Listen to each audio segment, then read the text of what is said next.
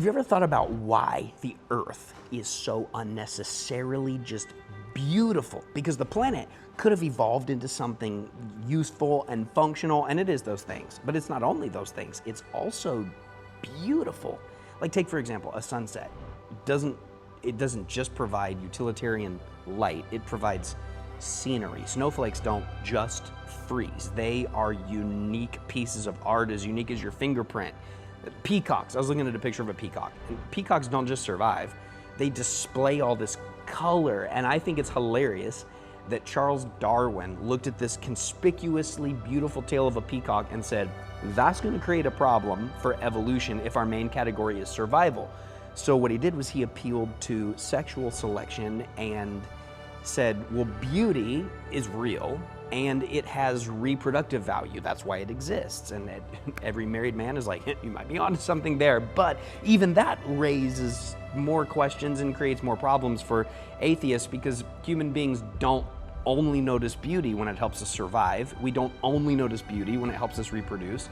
We compose beautiful symphonies. We write beautiful poetry. We stare at the beautiful stars with amazement. We solve beautifully abstract mathematical problems. We make, each and every one of us, art that may never help us get richer or stronger or safer or more reproductively successful.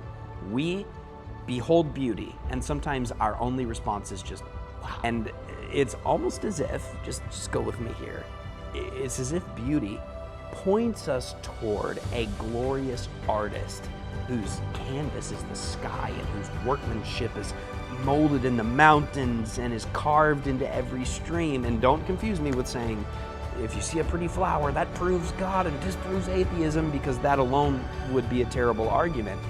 But it is part of a bigger argument.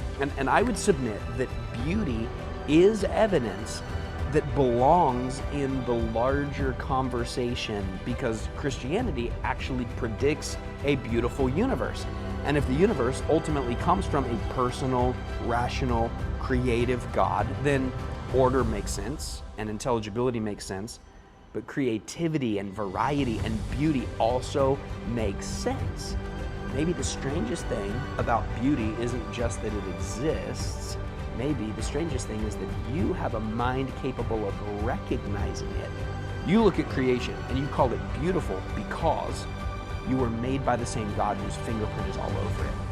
The heavens still declare the glory of God every single day and every single night. I wonder, can you hear the music?